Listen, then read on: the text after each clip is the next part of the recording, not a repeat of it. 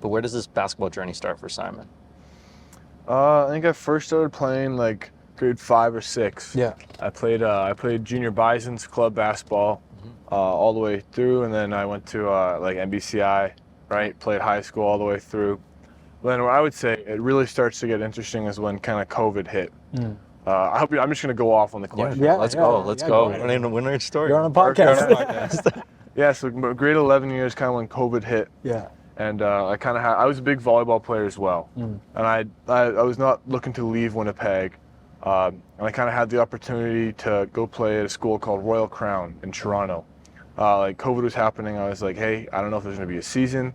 I kind of gonna commit and go all in with basketball. So I left during COVID for my grade 12 year, played basketball at this school in the OSBA, like an Ontario league. Yeah.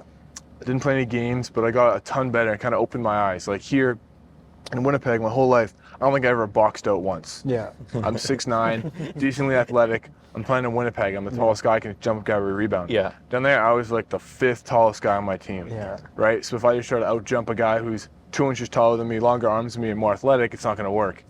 Right? So it's just kind of a real eye-opener to, hey, like, there is more outside of Winnipeg than basketball. So just playing it there was huge. I got a lot better. And then in that summer, I played AAU for a team called U Play Canada and like the Nike circuit. Yeah. So I'm playing against all these like future NBA guys, and again, just eye-opening experience because I felt like I could compete on that level. And like you see on Instagram all the time, all these stars have all these like huge plays, and then you play them in real life, and it's like they have 1 or 2 unbelievable plays, but other than that, they're very like down to earth. They're just like me and you, basketball players playing at this level. Yeah.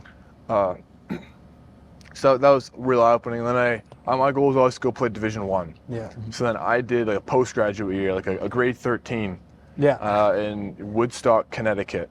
Okay. So I had my year in the U.S. there. Yeah. Yeah. Again, like I just learned so much about just like playing in the U.S. Yeah. I was playing more of like a 4-5 role, so I had to be a lot more physical, learn like different skills, and then ultimately came back home, played at the U of M, and my journey was unique. All these different stops that I may not have seen while I was there, but it kind of shaped me to be the player who I am today. And then obviously more growth through the U of M the last 2 years, and just being able to play in the CBL last year and this year. And yeah, that's kind of my journey in a nutshell, I'll say. That's great. Where did the work ethic start? It's like, obviously there's talent, but when talent doesn't work hard, there's got to be something else that takes over, right? So where did you start learning that? So I obviously went to NBCI, and my dad taught at River East, which is more north, and I live kind of south of downtown. So my dad would always be at school super early, so he would drop me off super early. Class started at 8:30. I'd be dropped off at 7:15 in the morning. Yeah. And NBCI is a grade 6 to 12 school. So from grade 6 and 7, I would kind of just do nothing in the mornings. Like I'm there for an hour 15, whatever. And then I started to just go to the gym. Our custodian would leave the basketballs out for me. I would just fool around in my the regular clothes I'm wearing to school that day. And then Matt Dick, who was my varsity coach and is now the founder of Atlas Basketball, and I would call him my basketball skills trainer. I still do a lot of work with him now. Nice.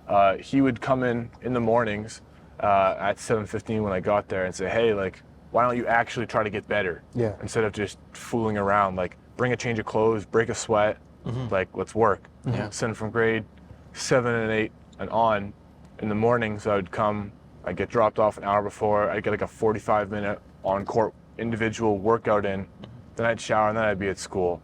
And it was almost like I was there anyways. It wasn't like it was, and so that's kind of where it started. And then I kind of realized I started to get better and better and kind of fall in love with it over time. And then eventually when I got to the point where like I realized I was good and I can maybe kind of go somewhere with this thing is when it kind of all work ethic keeps going. That's definitely where it started. And I give so much credit to Matt too for giving me that little nudge when I was so young to helping me get where I am today.